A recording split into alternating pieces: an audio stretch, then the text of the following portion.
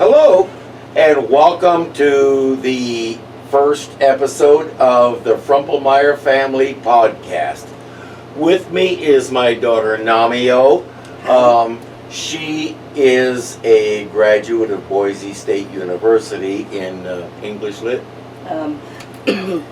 English with a writing emphasis, yes. Okay, right. Yeah, I used to know these things. But, I mean, it's been so relevant to my career and everything, you know. Well, there is that. So, what we want to do is just pick out some stories from the crazy life that our family has had and share them with you. Today is going to cover probably the single most significant event in the life of my wife and me. And so our first episode is called "The Lady's So Nice, He Married Her Twice." Yay! So, oh man, so God, when you met my mama, she was what, 19? yes. And that just boggles my mind, honestly. Like, because when I was 19, I was a child. So was she. Child. So was she. Oh man, and In retrospect, I was 26, and so was I. yeah. I mean, and I would say like ADHD does, in my opinion, slow the onset of maturity. Most definitely. And then ADHD is something we all have in spades. Like, Yes. How you were what, 40 when you discovered? Yes. I finally got diagnosed at the tender young age of 40. Before that, I just thought I was a chronic screw-up who just couldn't get life right. And it turns out it was life that was wrong all along. Exactly. They couldn't keep up with me. Seriously, getting diagnosed and getting on medication, realizing there's a physiological reason I'm the way I am, was the single most liberating thing that's ever happened to me. But at the time that we got married, that was far in the future. We had no idea. This was just the way we were. Oh. So. And let's see. So my mama, Kathy, Catherine Ann, excuse me. She spent her early life on a farm in the middle of nowhere, Wyoming. In fact, I think that was the name of the place. It's called Emblem, Wyoming. Because Wyoming does this thing where they put the population size on the city welcome sign, which I haven't been to any other state that does that, but Wyoming does a lot of things that no other state does. Most of the states I've lived in did that. Yeah, there was a picture somewhere of it said Emblem had a population of 5. Yes. Yes, and then her family of 4 moved in, and they changed it to population 10. So people in Wyoming have trouble with math, too. Hey, it's fair. I can poke fun of Wyoming because I lived there for 10 years. Yeah. So there. So she had a very sheltered early life, and she came to Montana Institute of the Bible. Mm-hmm. All bright-eyed and bushy-tailed. Yes. Its nickname was Montana Institute of the Brides. And worked for her. Yep, worked for a lot of people. So why don't you talk about the first time you saw her? We were standing in line. MIB was a very small college, 150 students on a good day. And we had a cafeteria-style dining hall. And we were standing in line one day, and this new crop of freshmen had just come in. It was my third year there. And I was a little older than the average bird when I moved in. What the heck am I saying? Because okay, so we'll cut that. I mean, we don't have to. So I stretched my bachelor's degree out over 7.5 years, 3 colleges, and 4 majors. You actually got a master's degree. Yeah. But it was 8 years. To get my bachelor's was 8 years, 4 colleges, and 7 majors. And where did MIB fit in that timeline? It was the next to last one. Next to last? Okay. Yeah. So because that would take us too far afield. But point being, you've been doing this college thing for a while now. Yes. So I know the ropes. It's my 3rd year at this place, so I understand its quirks. And suddenly, this crop of little children comes in and takes over the place. I heard one of the guys who graduated that year, talking to a couple of them. He says, when we came in, we were terrified. We had no idea what to expect.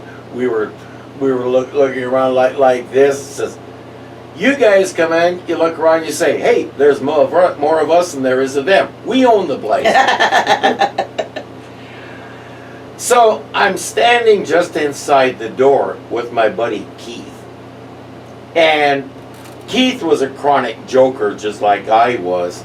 And so we're standing there throwing punchlines at each other. I glance down and I see one of these freshman kids. And she's looking at me kind of funny. And suddenly I find that I'm showing off for her. And I'm going, why am I doing that? 'Cause she purty. There was nothing about her that really stood out. I mean, she was attractive, but so were 5 girls around her.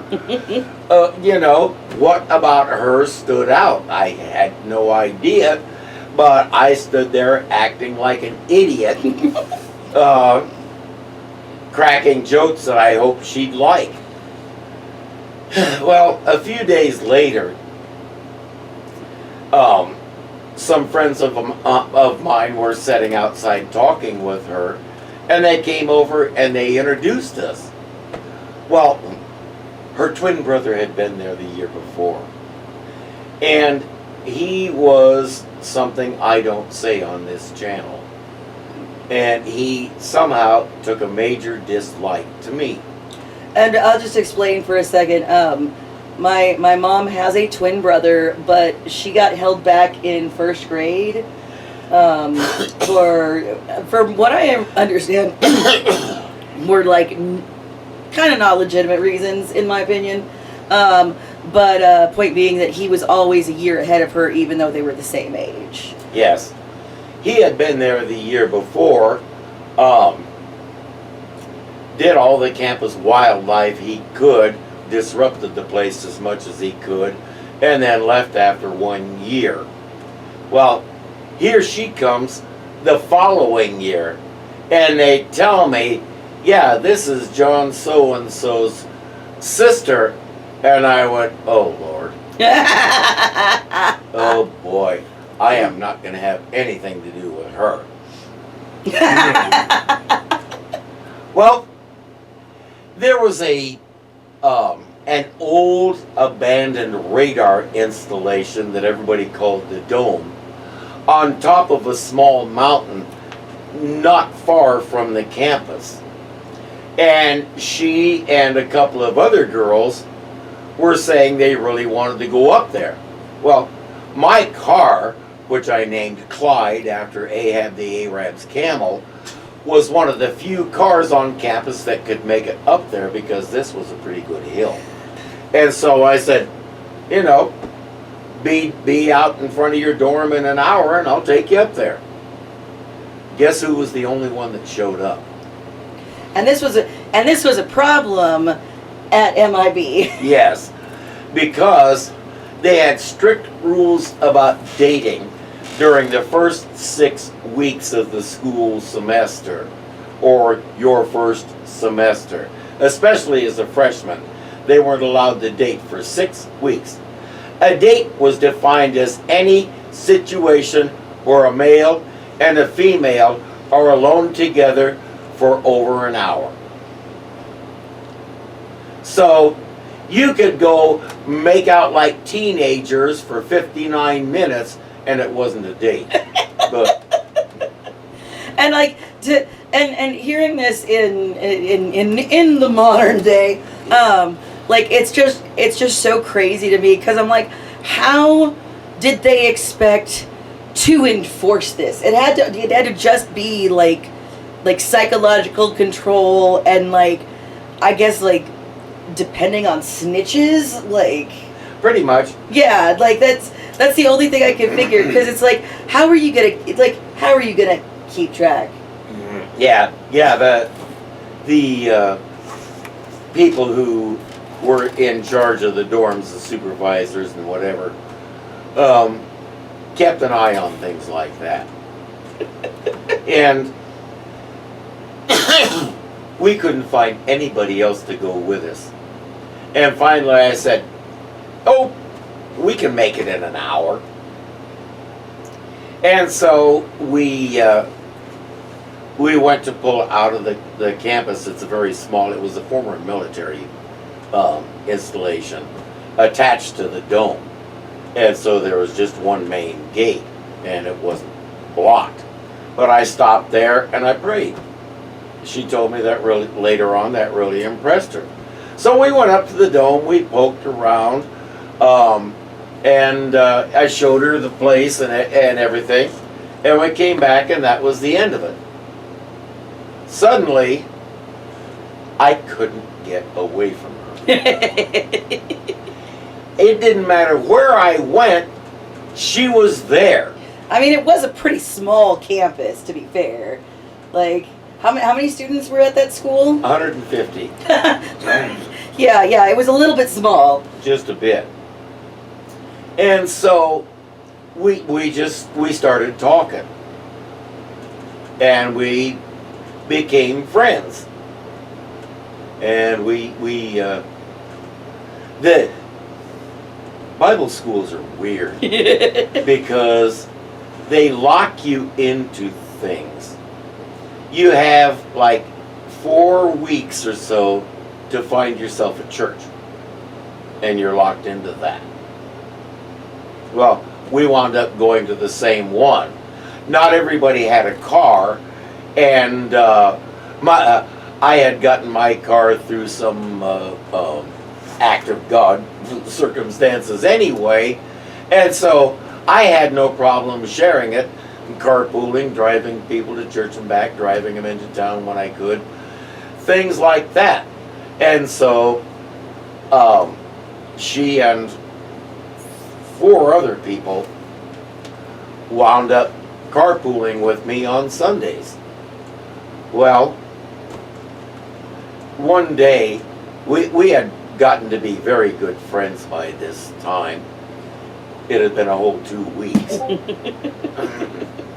And we're sitting in church next to each other, and one of us cracked a joke at the other one or something. We started poking each other, and suddenly we were holding on to each other's hand and not letting go. Aww. And we went, Then driving home, I put my arm like this, and she just melted into my shoulder. Aww. And I'm going, because I already knew who I was going to marry. That's right.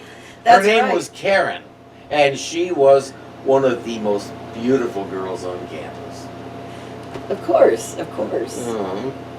She was also, and still is, one of the most terrific people I've ever known. She spent her life as a missionary in Bolivia. And so, I was holding out for her. Here comes this kid. And all of a sudden, I'm holding hands with her. And so, we got back to campus. And it was almost almost sitcom-like. We virtually at the same time looked at each other and said, "We need to talk." Dun dun dun. No. Yes. And so we elected to take it slow and, you know, watch things develop. You don't give away the joke. And 4 weeks later, I asked her to marry me. Yep. And she said yes. And she said yes. Oh, take it slow. Yeah, so that was how we met.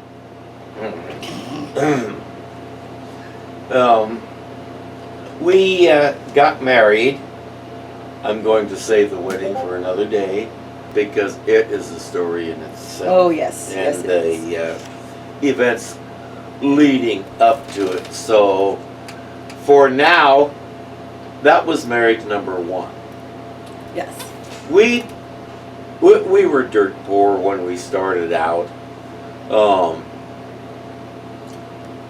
We got set up in a house in town. We were house sitting for somebody.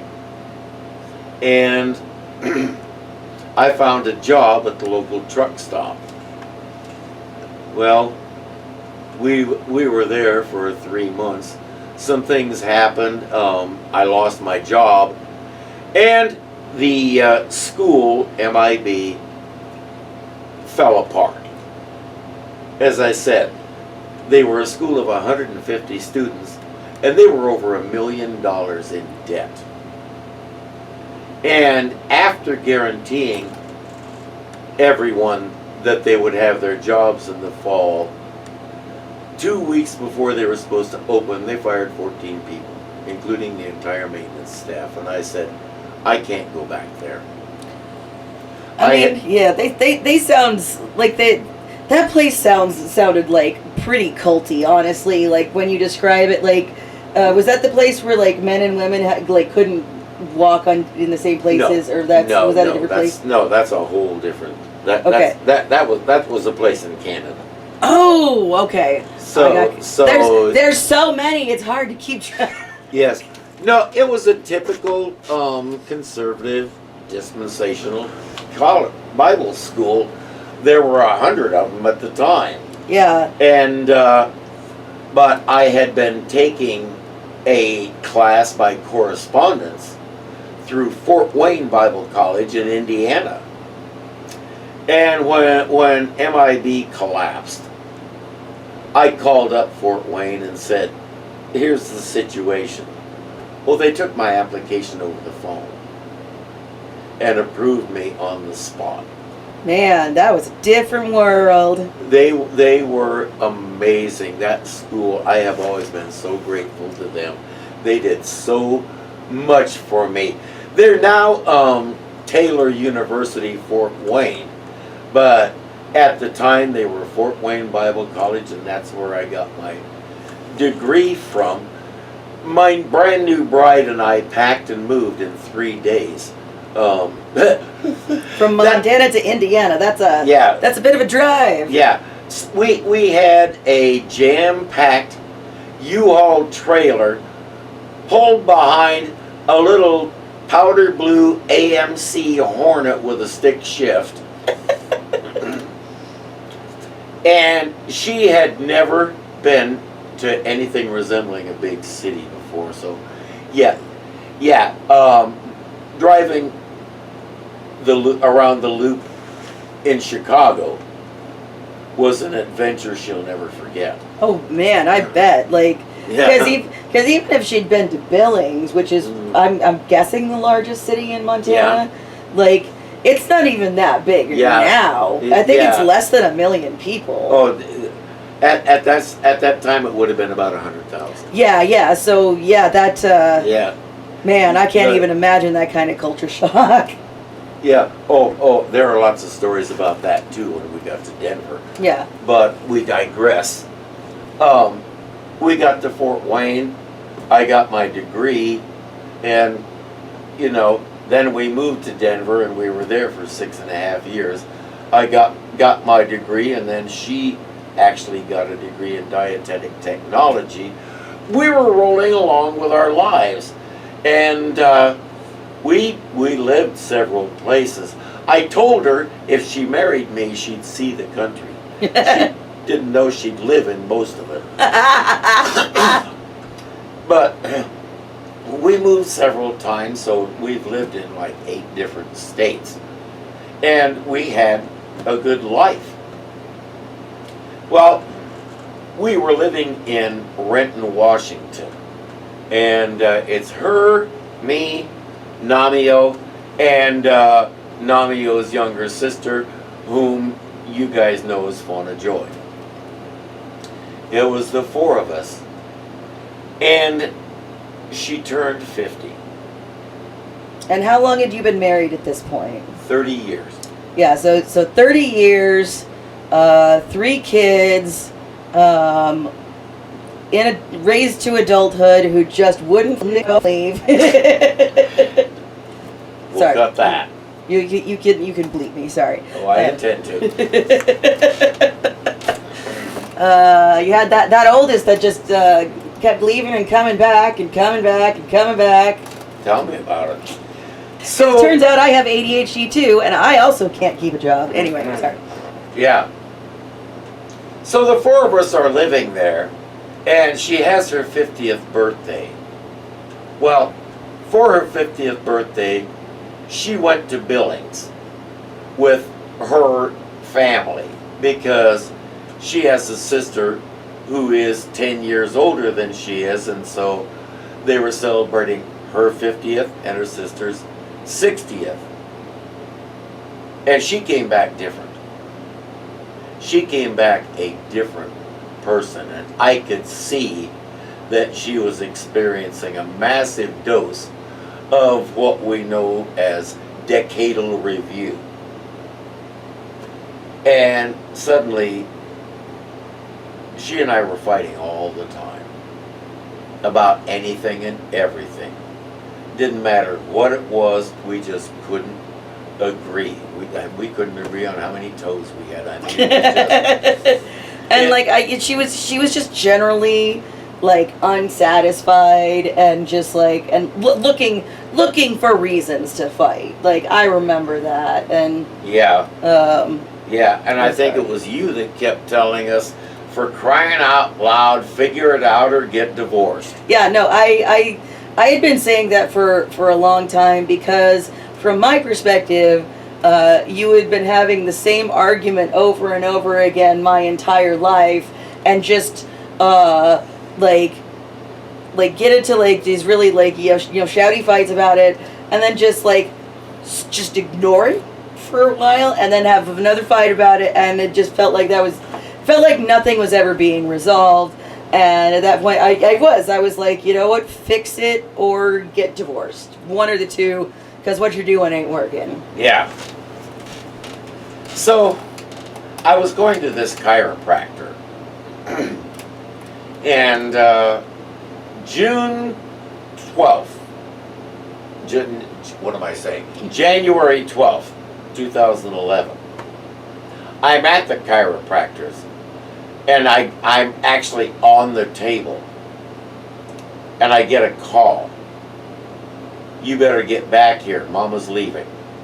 Yeah, I was sitting in the living room, and she like walks past with a suitcase, and I'm like, "Are you going somewhere?" And she's like, "Yeah, I'm leaving." And I'm like, "I'm sorry, what?" Like that came out of absolutely nowhere, and like I had a very emotional reaction in the moment. I was just like, I was so mad at her, and I was like, you don't need to do this, and the way that you're doing it is really I woke up my sister, and we both tried to talk her out of it, but she left, and and I think in the middle of that I called you. Yeah. She was gone by the time I got there, and they told me what had happened and the interactions they had, and I was rather appalled at some things. But I said, okay, And so she called me later in the day. She had been seeing this counselor who specialized in abused women. Now, when she originally told me that was what this person specialized in, my red flags went up. But she said, meet me at her office. And I said, okay. And so we meet, and this woman is hostility embodied. I mean, she's just, I have outdoor plumbing, so I must be the evil one. Right, and I don't know to this day what either of them thought counted as abuse, because as far as verbally, if you would get into arguments, yeah, you would sometimes call each other names, but it was never from one person directed at the other. There was never anything physical. Yeah. She made the money and was mostly in charge of it. I've read so many Reddit stories where I feel I'm pretty good at picking out what is and is not abuse, and yeah, you guys had some communication issues, but neither of you were remotely abusive to each other. It was just poor communication. Yeah. In my opinion. And so I'm sitting here, hands in my lap, being a gentleman, ma'am, and all of this, and finally I said, why did you sneak out? And she went like this. If the therapist is over there, she went like this. I thought you might try to physically restrain me. And I gave up at that point. I'm going, okay, she's playing to the audience, and she knows I wouldn't do that. And so this therapist says, will you allow her to come and get some of her things out of the apartment? And I said, of course I will. I said, take whatever you need. Let me know and I'll help you. And in retrospect, the thing to me is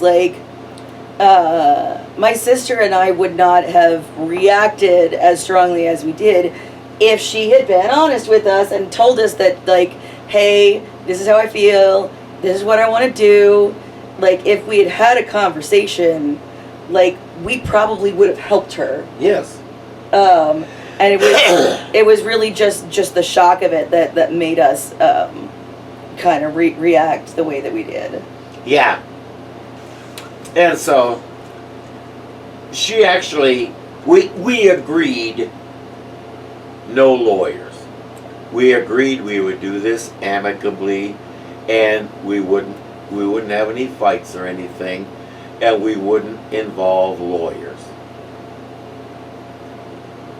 Well, yeah, she didn't keep that promise.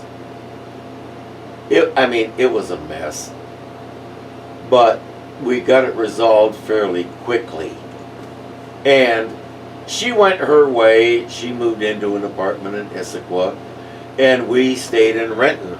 We were all three working at a place called Volt as video game testers, so we had a blast. That was that job. We made so little money and we had so much fun. Yes. I always told people it was the second easiest job I ever had, because you sit there and play games and write a couple of things down. That's the job. The easiest job I ever had was in the Army watering the lawn. I'll tell you about that someday. Anyway, so we got ourselves established as a single parent family with as 3 adults basically. We were well liked in the apartment complex. It had swimming pools, movie stars. No, that was something else. we were getting along fine. So was she. Yeah. She was living in Issaquah, and she started going to this church somewhere in that area. And she started going to a couple of divorce recovery groups. And what she discovered about herself there turned her into the person I always knew she could be. She had so much baggage from her mother. Yeah, and I'm gonna back up for just a second and say that my maternal grandmother was the most unhappy person I have ever met in my entire life. Even when I was a kid, I knew she didn't like us. I don't think she liked children at all. Yeah. But she was very controlling. She was very religious, but in that very sterile way, where it's all rules and there's no love in it. Yeah. That was the kind of Christian she was. She was the kind where she was unhappy with her life. She was unhappy with everybody around her. She was gonna preach about Jesus anyway. Yeah, even if she didn't live like it. I like to call her brand of religion, rules, regulations, and thou shalt nots. She was the unhappiest person I ever knew too. And she basically was emotionally abusive to my wife. Well, especially because my poor mother had the misfortune of because she had two much older sisters, and then she was twins with the only boy in the family, and so he, being the only boy, got all of the attention and all of the support and all of the love, and she was at best an afterthought. I mean, it was awful. It was. Her mother would tell her, if you'd lose weight, you'd be pretty. Yeah. If you got better grades, you'd be smart. If you were more like John, you'd be a clever kid. And to be clear, there's nothing wrong with my mother. She is an intelligent person. She's always been gorgeous. I've seen pictures of her in high school. She was beautiful. And my grandmother was unhappy, and so she had to make my mom unhappy too. It's really gross. She's been a registered nurse for over 30 years. She has more degrees than I have. Yeah. And she's awesome. I love my mommy. Anyway, she's the most precious thing in this world to me. Amazing cook. Yes. And phenomenal breadwinner. Yes. She has supported the two of us so much, both financially and emotionally. Yes. I'm terrible at making money. I always have been. So. Yeah, me too. But she is. She's good at it, and she is. I call her the world's best nurse because she is.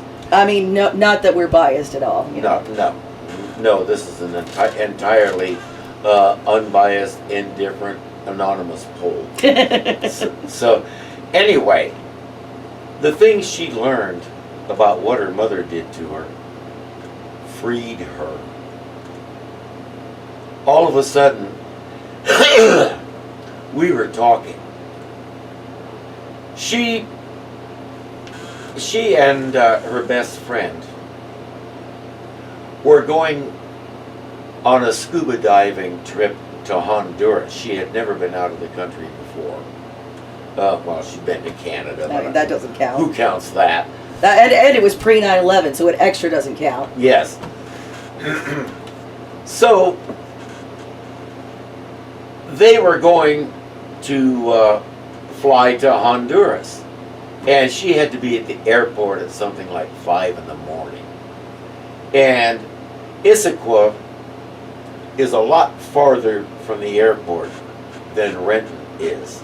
Just a little. And so she asked me if she could stay over and I could drive her to the airport in the morning.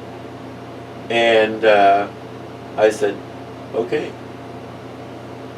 She decided to hit the sack very early because she needs a lot more sleep than I do. And I was sitting out in the living room. The girls were doing something or other. And I just, on a whim, I just went back and laid down next to her and started asking questions. And the next thing we knew, we had talked until 3 in the morning. We had not done that for as long as we could remember. And it just kept getting better. With all of that stuff out of the way. Because she asked me once what I thought went wrong. And I said, the problem in our marriage has always been unreasonable expectations. She expected our children. Now, let me describe this one here. She's in 3rd grade. My wife goes to the school to bring her something or other. She stands outside and looks through the little window in the door for 10 minutes and her butt never touched the seat. I absolutely believe that. When I was in elementary school, I had a really rough time. I was the kid at the bottom of the social food chain, and I really didn't have friends to speak of. And looking back, there's reasons for that, and they all come right back to untreated ADHD, and like just the fact that I was incapable of shutting up and sitting still. Yeah. Just literally incapable. Yeah, but she wanted those kids to sit properly, fold their hands in their lap, use the right utensils, hold them properly.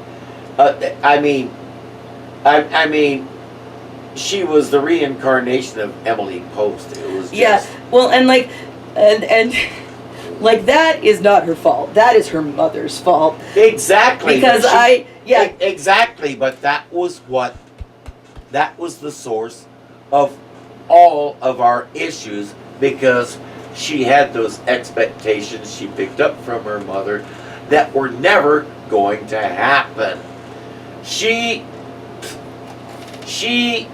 got the vision when I went to seminary. She got the vision of her being a professor's wife in a prim proper house with the stereotypical white picket fence and all of that stuff. Well, some things happened that ripped that whole idea out from under me, and she couldn't handle it. She couldn't handle it.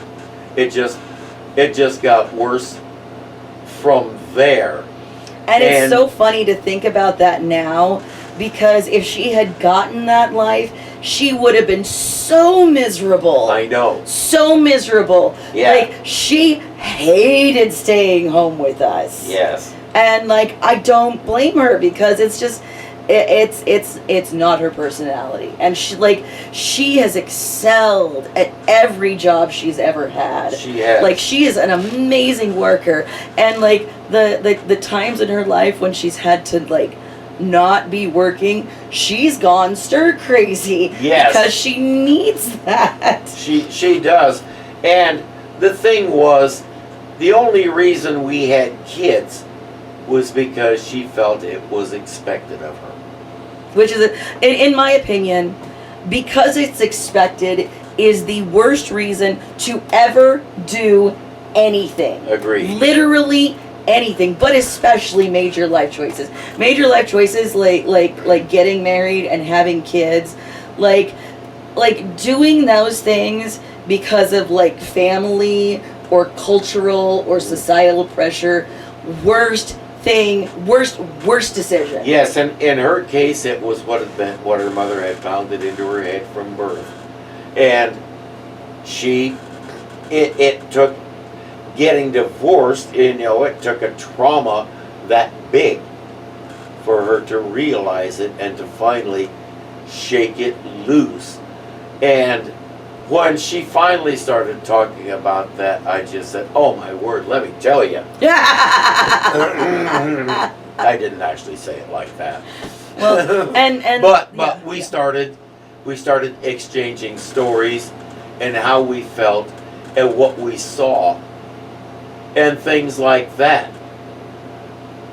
All of a sudden, we're committing fornication. Had you started seeing a couples counselor at that point? No. Okay. No. And really, well, I'll get to that later. Yeah. But the night of the airport, the night that I was supposed to drive her to the airport the next morning, yeah, we didn't spend all our time talking. and when she suggested it, I said, "Do you think that's a good idea?" Obviously, she did. And it just kept going from there. She'd come over, stay at my place. I'd go over, stay at her place, which really annoyed her cat. But, everything annoyed Snickle Fritz. yes. And so we were communicating. And we realized we belonged together. We realized that the bottom line is, I love you. Yep. And so finally we said, oh wait, no, that's not how it happens. She was over at our place one day. She had just taken a job in Tacoma. She had given up her room in Issaquah and put a deposit down on an apartment in Tacoma because she had gotten a much better job. Well, she got a phone call while we were there, standing there, and I could hear the distress in her voice. And what she described, I knew exactly what was happening. And she hung up and she just literally shrieked, "I didn't get the job." And I watched her knees start to collapse. And I was across that room faster than I knew I could move and caught her. Yeah, and I just want to say, like, that was not okay what they did to her. No, it wasn't. It was basically Don't go she, into too much detail. yeah, basically she made a minor mistake on her application, and when they caught it, they did not give her a chance to explain or rectify. or fix it. They just said, yeah, that job we offered you, we're not offering it to you anymore. And they didn't care that she had completely upended her entire life. Yeah. And put so much money into this. And yeah, I'm still a little salty. Yeah, I don't blame you. And she was almost hysterical. She said, "I can't get my money back on that apartment, and I can't afford it. I have nowhere to go. I don't even have anything to eat." And I said, "Of course you do. You'll stay right here." Like we would have ever allowed that to happen. Exactly. Exactly. And so she moved back in, and a few weeks later we contacted the church that I had been going to, and they remarried us. Yeah, and like, and so there were a few elements, and like I think the main things that happened were like, you know, obviously mommy being able to like really dig into her past and like start to understand how that was affecting her. Yeah. And then like you guys just learning how to communicate with each other, because there was a therapist that was involved. Yes, we went to a couples therapist for a while, but by the time we started seeing him, we knew what we wanted to do.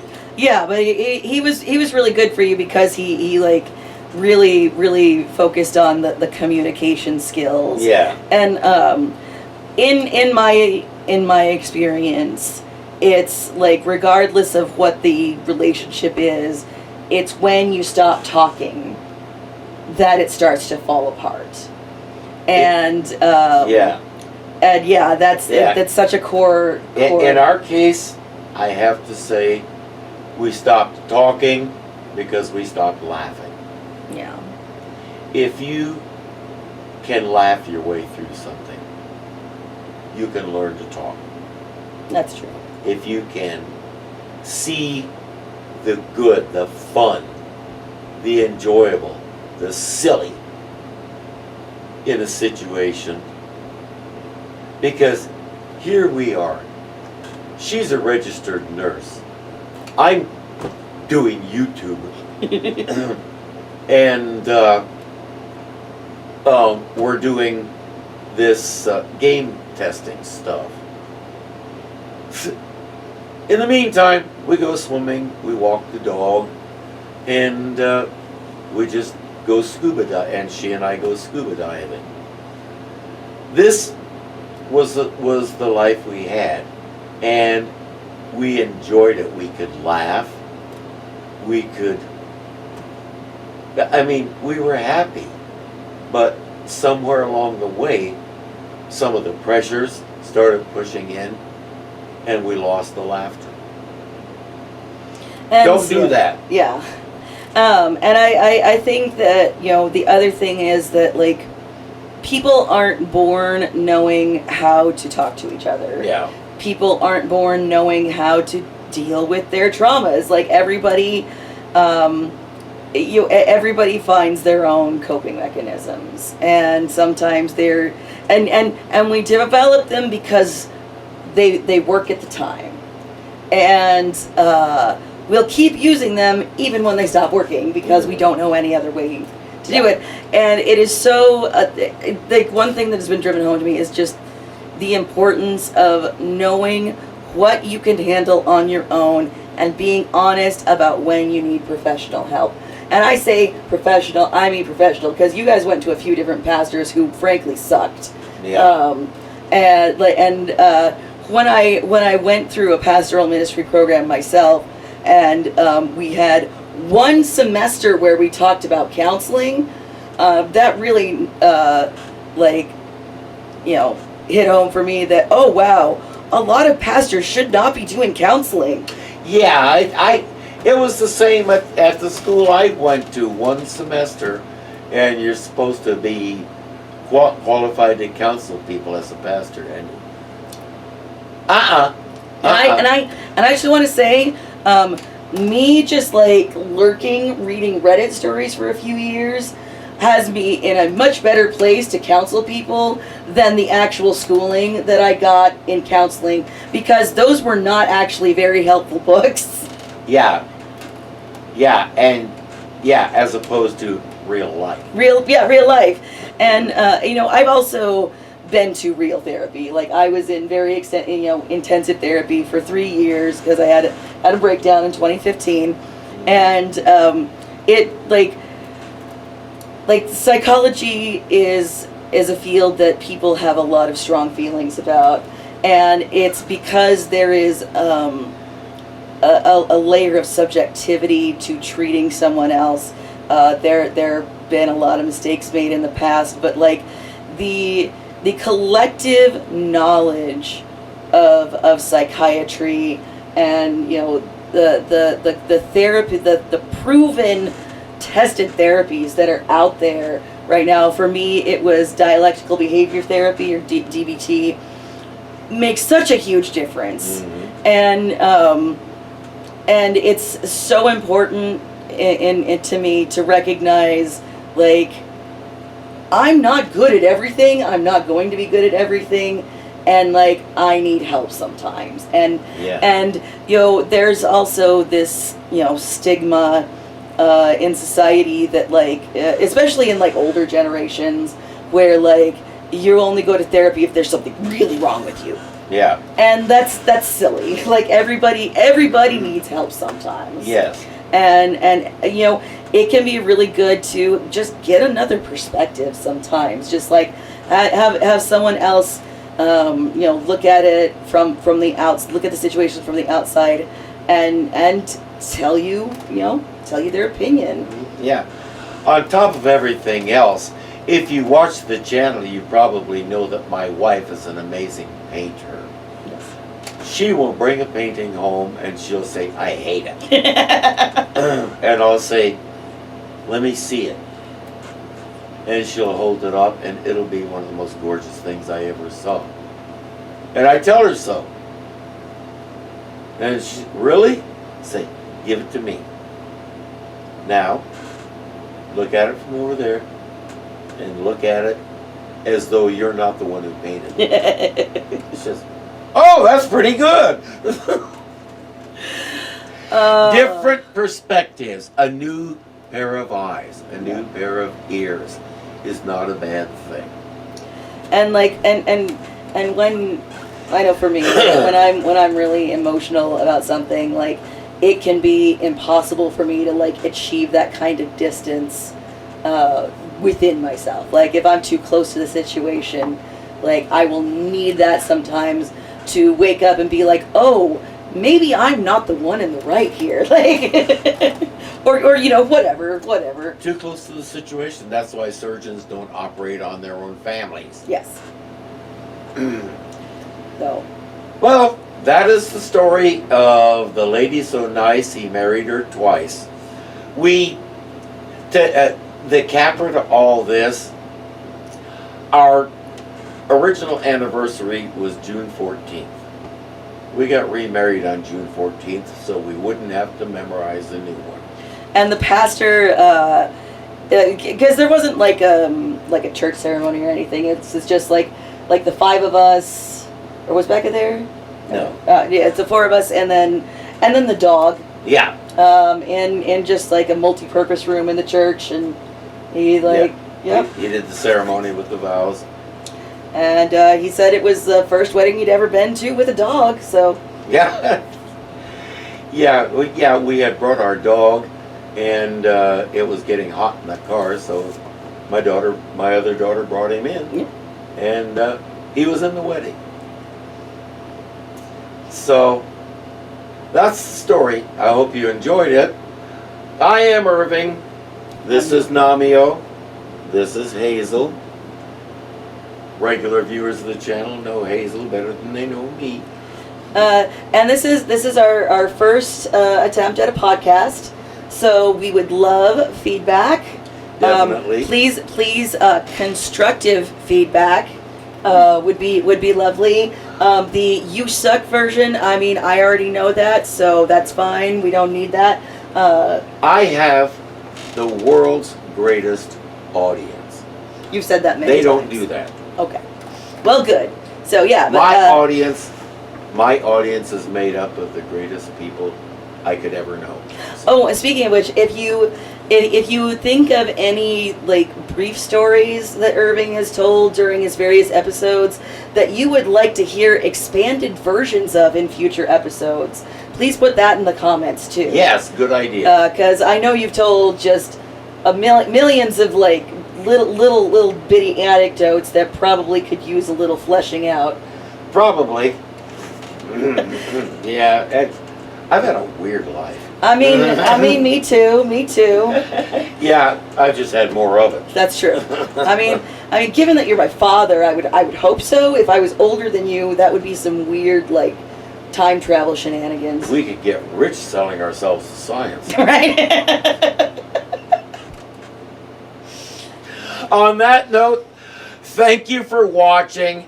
Don't forget to subscribe if you haven't already.